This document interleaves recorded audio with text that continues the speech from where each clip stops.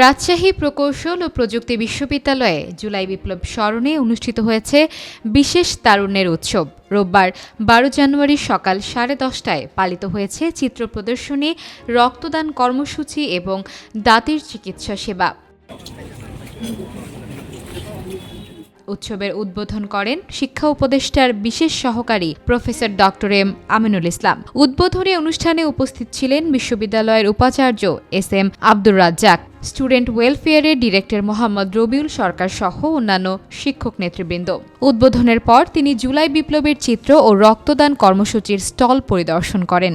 এই যে বিপ্লবের সময়কার যে চিত্রগুলো বিভিন্ন দিনের, সেগুলো ধারণ করা হয়েছে, ব্লাড ডোনেশন করা হচ্ছে এবং আরও অনেক কিছু বহু জিনিস করা হচ্ছে। আমি অভিভূত হয়েছি এবং they are doing a great job for the nation. অসাধারণ উদ্যোগ এবং এটাই হওয়া উচিত। সব বিশ্ববিদ্যালয়ে এই ধরনের উদ্যোগ থাকা উচিত। উৎসবের আয়োজনে ছিল নানা কার্যক্রম। তরুণদের অংশগ্রহণে অনুষ্ঠিত হয়েছে চিত্রাঙ্কন প্রতিযোগিতা, গল্প লেখা প্রতিযোগিতা, চিত্র প্রদর্শনী, রক্তদান কর্মসূচি এবং দন্ত চিকিৎসা সেবা। কখনোই একটা মানুষের একটা ভালো কাজ করার পরে অনুভূতি কখনোই খারাপ হতে পারে না। আমিও আজকে যে ফার্স্ট স্টেজ, আমি খুবই ইয়াং আর কি, ইয়াংয়ে আমি এই কাজে যুক্ত হতে পারে, আমার বেশ ভালো অনুভূতি। সবাইকে অবশ্যই এগিয়ে আসা উচিত, কারণ সবাই সবার জন্য, মানুষের সাহায্য না করলে কে করবে? আমাদের সবাইকে সবার সাহায্য করতে হবে। এইসব গ্রুপের সাথে যদি সবাই জয়েন থাকি, সবাইকে সাহায্য করি, যে কোনো টাইমে আমারও দরকার পড়তে পারে, এমনকি আমার নিজের আত্মীয় স্বজনের এমন রেয়ার ব্লাড দরকার পড়তে পারে যেটা আমাদের মধ্যে কারো কাছে না থাকতে পারে।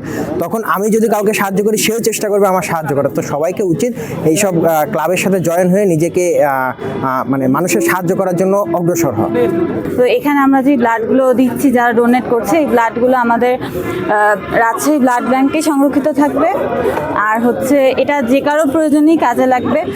আর আমাদের নিরাপদ রক্ত বন্ধু নীরব পেজে যদি যোগাযোগ করে, তাহলে আমাদেরকে একটা টেক্সট দিলে আমরা যে কারো প্রয়োজনে সবসময় করে থাকি এবং ভবিষ্যতেও ইনশাল্লাহ করব।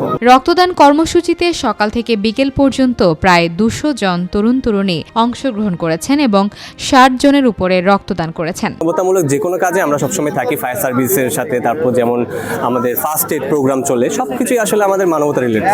সো রুয়েটের বলা যায় রেজিস্টার্ড একমাত্র বলা যায় না, সোপান নামের একটা আছে। সো আমাদের ব্লাড ডেডিকেটেডলি ব্লাড নিয়ে একমাত্র ক্লাব হচ্ছে আমাদের নীরব। সো সেই কারণে আমাদের প্রোগ্রামটা তারুণ্যের উৎসব, যেহেতু তারুণ্যের উৎসব আমাদের জুলাই মাসে আমাদের অনেক বলা যায় রক্তের বিনিময়ে তো এই বলা যায় দ্বিতীয় স্বাধীনতা অর্জন হয়েছে। সো আমরা ওই থিমটা নিয়ে, যেহেতু ব্লাড রিলেটেডই, ওইটাও একটা ব্লাড, সো আমরা এই ব্লাডের প্রোগ্রামটা এই কারণে করছি। বিপদে আপদে রক্ত প্রয়োজন, আমরা মেইনলি রাজশাহী সিটিকে ফোকাস করে এই আয়োজনটা করেছি যে কারো কোথাও যদি রক্ত প্রয়োজন হয়, আমরা যাতে ওইটা গিয়ে দিতে পারি, প্রোভাইড করতে পারি।